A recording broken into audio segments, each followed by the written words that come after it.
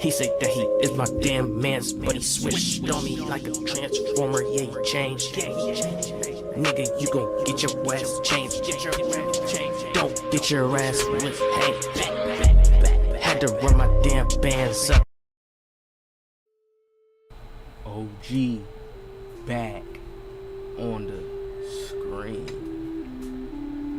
Listen, today I got some gameplay here with the elite Scotty Barnes build, the Catfish build. Now this throws players off. Of course, if they look at the graph, it throws players off, but I'm gonna give you guys some little gems here. The build's not even fully maxed out to where it needs to be to have these badges on Hall of Fame and gold clamps. But in this gameplay, you're going to see me play crazy defense just with what I have right here. But once we get those badges, that's it. It's over with. And this acceleration, to be able to have that fast feet on silver at least, and just to be able to move. It's an 80s acceleration. And then there's more of the build that makes him overpowered and very powerful. Now, in this defensive gameplay, I need y'all to drop a like. They trying to say 2K is dead. It's not dead when you're watching OG, because OG enjoys the game. So it's actually going to be life over here. You're going to see new things, learn new gems, new tips, and be better for the next 2K in case the next 2K is better and you'll already be ahead of the curve, because you're just playing basketball at the end of the day. Now, please, if you got homies, homeboys, show them this video. I'm going to be breaking down key defensive tips, strategies, just how you're supposed to play certain areas, because you're on a video game. Remember, it's not real life. Like, you can really just snap and turn real quick and just block onto somebody and just really get that block exactly how you want it to jump. Come on, we know it's a video game. So there's certain maneuvers, even stick skills, that you must learn when you're playing the game, even on the defensive end. A lot of people, even pros, even skilled people, don't want to know this. This is why I play lockdown defense. I go up against hella dribble guys, sweaties, whatever, top of the top players. Like, I play crazy deep. I locks up, because I'm all about baiting on defense as well. Now let's get into the defensive stats. I'm going to break this down and give you guys the gems that you need. Please hit the like once again, watch the full video, share this with your friends. This is like a real share this with your friends. This is going to get you and your friends right. Get you and your friends nice. Now a lot of people don't come down here to this area because some people just new, some people don't care, some people just Now, defensive assist strength. This is good to play with up and down. Like, if somebody wasn't that good at playing defense, having it up, he will see what animations like activate. I realized once I had this at 50, well, 2K resetted me, my player will get automatic animations. If you guys have ever played the game, you ever got an automatic animation where, oh my god, my arm! It's like a screen. But look, if you ever got an automatic animation where you just, a person is dribbling and then you just automatically put your hand up to contest, defensive assist strength, you want to turn that down. You want to turn this down. It's going to stop that, but understand sometimes those auto contests can save you depending on if you're a natural lockdown and you already have high defensive stats, because they'll activate more, right? That's the stats are activating. I mean, the animations are activating based off the stats and the computer reading itself. Oh, this person has a 93 ball. This person has this defensive badges, and he just activated these by using this animation, by jumping or whatever, you know, going up, putting the stick up. So your challenger can activate, right? Turn this down. You have to learn how to do that manually. When you become a good defender, you just know when it's times to put your hand up in certain scenarios, put it down so you can move faster, run. You got to start learning these things on defense, right? So we're going to get into that, though, in the video, right? Now, box out assist strength. You want to turn this down, too, because sometimes it can put you in natural box out animations when you're in bad positioning. And to box out, all you do is hold L2. People forget this. Even PGs think they can't box out. Pro PGs. People just don't get it. Like, when you see certain shots go up, it's all prediction. Even in real life, you're predicting like, oh, where's the spots to get to box out? Where's the ball may land? You gotta look at the spin real quick. It's all like in the moment, like snap things. So it's like, you do the same thing in a video game. Learn to box out so nobody's coming for a putback or nobody's coming for an easy offensive rebound. People really forget this, and people just want to run back so fast.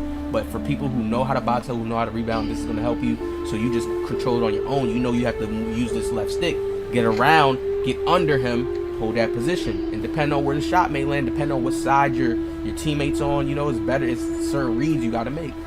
That's all it is with that, right? Another thing I want to come to, I almost skipped this. Turn your who to guard off. Also, I turn my shading indicator off as well. I mean, you can have it on if you want to, but I don't pay attention to it because I just feel it throws you off with how a player can just move with their sticks. It's not balanced at all. So to me, that's like a faulty mechanic that doesn't really you should know by just looking at the hips or watching the ball type time, like in the game. You can watch the ball actually in the game because there's certain animations. There's but so much animations and ways people can move and ways people want to. Who to guard? Turn this off. Your who to guard being off is, you have to just really look at who your man is. It's good that everybody has it off and people just pay attention to who their man is, who they're guarding. Like whether the beginning of the game, so you understand. Because who to guard, there's times where the arrow, it drags you because you're supposed to be guarding that man, so it will turn you. And there's times, depending on what your defensive assist rate is, it'll drag you into certain animations, get you sliding all over the court, right?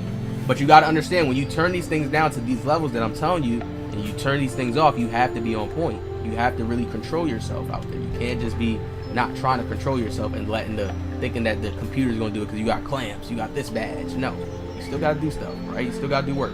You still gotta make body ups, make that interaction. Pass target direction. Now I turned mine up to 55 and I turned the pass target distance down. I feel like this is better because there's people that don't icon, and if you don't icon, literally, it's just all you have to do. Your left stick now is your directional. So you want to turn your body. Think about it. If you're dribbling on the court, you want to turn your body to whatever side you want to pass it on before you make a pass. So if you're coming up the court and you're like, oh shit, damn, he's wide open, I want to pass it there.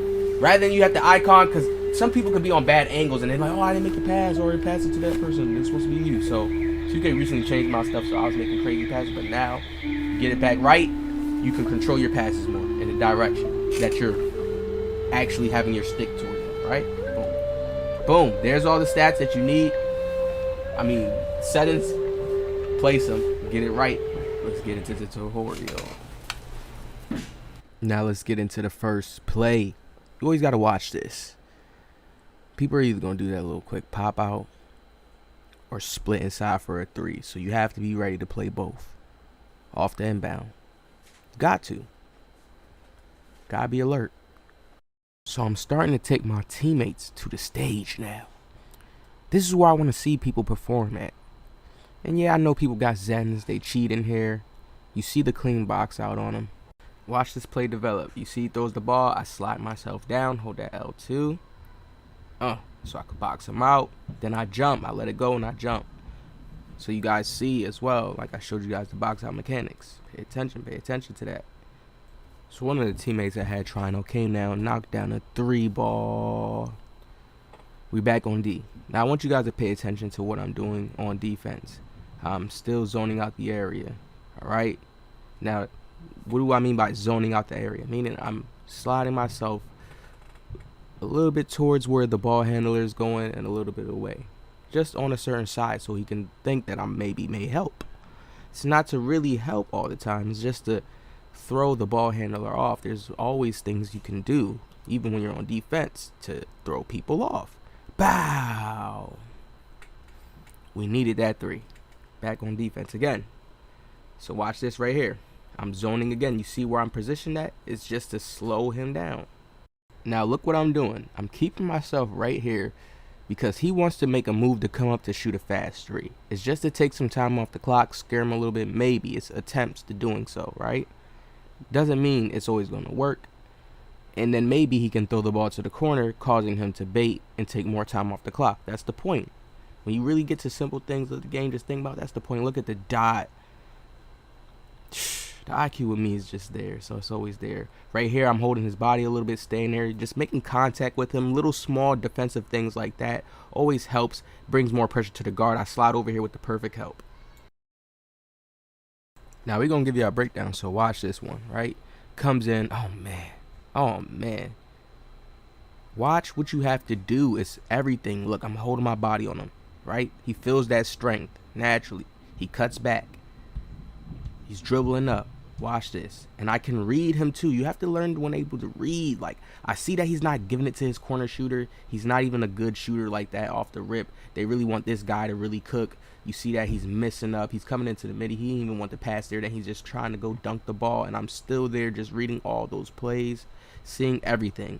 And these are basic plays that most players take. It's not tough shots. It's not really hard. It's not really that analytical or super calculated. So people just have to start to learn how to guard these things, know what players are going to do, learn that this guy wants to drive, take the dunk to get his takeover. Learn that that's in a game. Keep your mind always grounded on certain things that you know the average player wants to do. If you see a guy just trying to crab you and shoot threes off the rip and he's consistent at doing that, like he just wants to take that shot, you know he's confident there. It's like, it's things you're supposed to know as a defender. If you see he just wants to drive, get dunks on, you know he's not confident at shooting. Sag off a little bit. It's so many things, like bait him into shooting a shot, then contesting him, and then getting him scared. Because once you get a person scared, it's like they're nervous. It's like you want people rattled. That's where you want them at when you're playing against them.